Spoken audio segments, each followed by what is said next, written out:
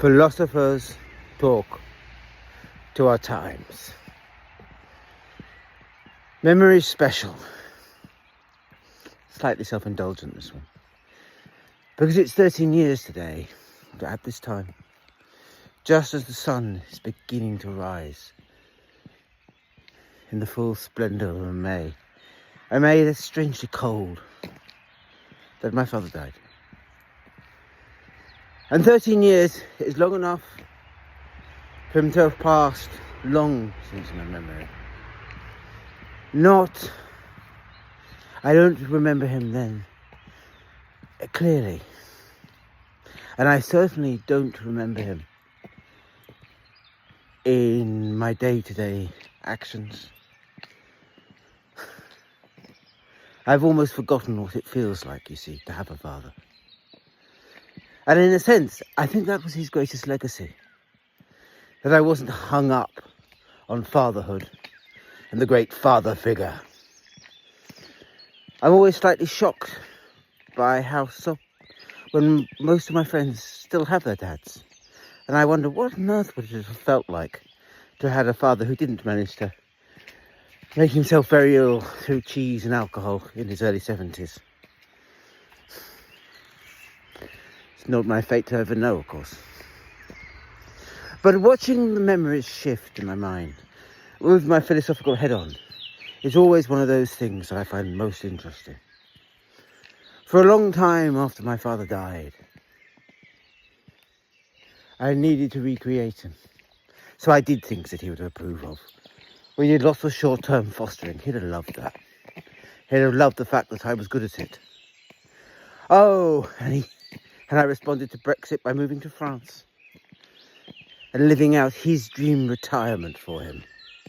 The one he'd always really wanted. And to be honest with you, had always occurred to me in nightmares. And yet, when the moment came, I knew I could do it. And we'd made a thing of it, and that's fine. When the politics and the time was right. But now, I said I don't really remember him. Of course I remember him. What I mean is I don't remember what it felt like to have a father. Although I remember him in funny ways. I remember him in 1,000 different anecdotes of my rather singular father. And his ability to to have very strong, complicated views is the word I would think I would say. So I could tell you stories about him throwing away people's socks on trips. Or stories about him rowing people when I was young and being told to get back in his car, the funny fat man.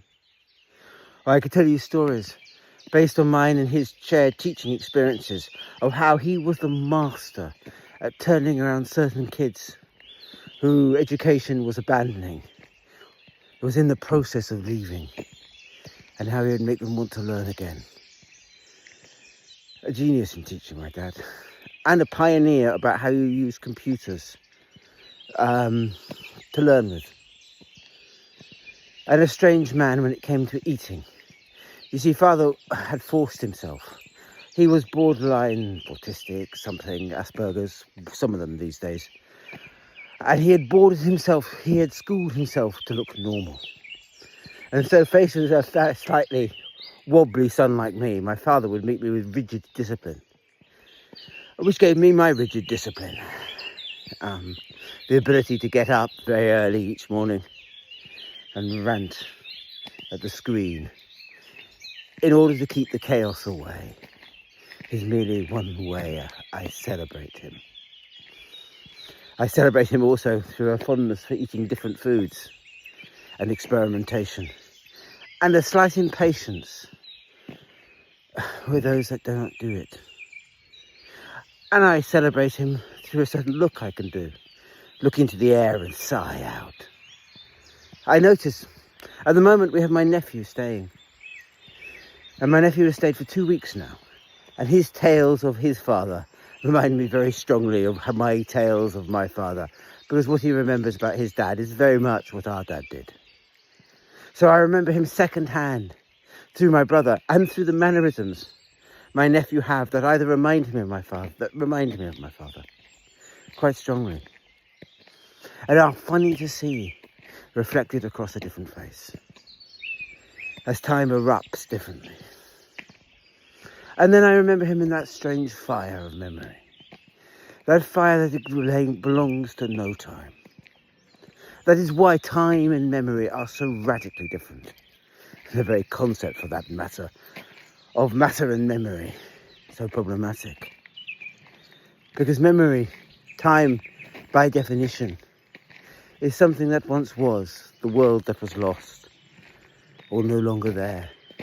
And memory is always a palmacet, thought in the flicker of the change, a firelight of times, where to remember your father's face, a father who's been dead for 13 years, is to not remember it at one time, but across a myriad of times, a shift of expressions, where nothing is ever quite held, or simple, or fixed anymore. So that you don't remember that time, that plateau of memory, but a face. So when you first knew it was, I suppose I would have been 34. He would have been 34 when I would have first recognised him at the age of 4 and known the face and recognised it as my father. And when he died, that was 40 years later. So his face had changed a lot during those times. And I remember it all, but in the single flicker of the mind, which is interesting, just philosophically, because it tells you the secret of why great works for me, like Bright Eyes Revisited, are no work of memory, no clouds of memory, because it is remembering it chronologically, because it is putting an order on the memory that is not there, because it is recreating.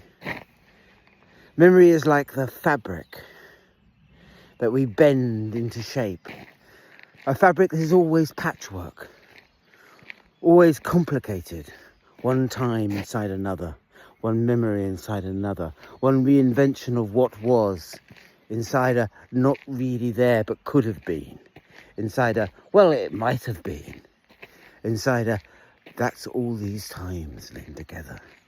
So that when you tell a story, what you do with memory is you first of all pull it apart and sift it through and actually invent the time back into it, so that we create memories with different chronologies, not because the chronology is innate within the memory. I just think Bergson is frankly wrong about that, but because in the having been of memory, it is all there, all lost inside itself. And what the chronology does is allow you to thread them one upon the other like beads. It stitches it together then, so that, we might be our memory, as Charles, oh fudge, the name is going to go, I know it's going to go, says in Brideshead Revisited, but we might only be our memories. But what those memories are is nothing chronological, nothing that we can simply be. I do not remember then my father, dead 13 years, and it is anything simple anymore, anything resolvable into one lived force. I think that's why fairy stories are so powerful, out of interest. In a fairy story, you absolutely experience not the form in the here and now of something, but almost by its very nature, something that exists across lots of times. There never is, because it exists as something that once was, that stands in the rubric of memory, as its key feature, already patchworked, already across many times, not quite resolvable into any here and now. As my father is no longer resolvable into a simple here and a now, as in becoming more like him. And now I am so like him, I even forget how much I am like him, if that is not a paradox. I just catch myself sometimes going, oh yeah, I did that for my father, or oh, That's a damning phrase I got from Dad. Or even, yeah, that was that sort of sigh then. All of those. And I simply catch myself doing them. But I have forgotten but most of the time they just feel like me now. So that restitching him back into reality through what I do is something also that I would have to chronologically thread, work out where and when it came from. Not having a father for so long then is for me a strange experience. For I had him, for it already feels like all my life. I already have to remind myself, oh yes, just before 7 French time, 13 years ago, he died. I might have forgotten if I hadn't have smoked the house out in a very father-like mode, and that reminded me that it was today. And that I had to think about him once again, and trying to think about him as end of some sort of philosophy out of the memories. The way they jiggle and poke, the way they refuse to order, the way they dissolve, and all that stuff. So that the memory becomes nothing simple, nothing straightforward resolvable, not even a straightforward difference, for that difference is loaded within similarity. That similarity is loaded within vagueness, within an unforget, within a reflection across flesh, and across a mirage of time. So that when we die, we dissolve. But we don't dissolve into nothing.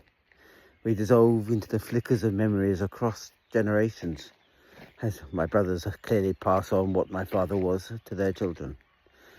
But always distorted, always other.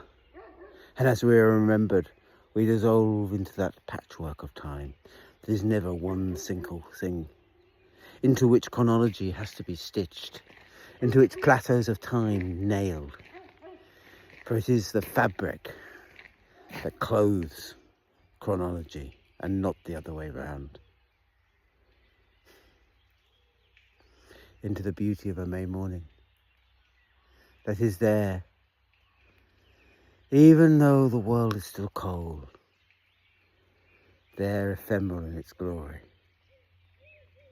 just before it fades, and then is lost and gone. Goodbye, Dad. I promise to think about you again next year, I guess.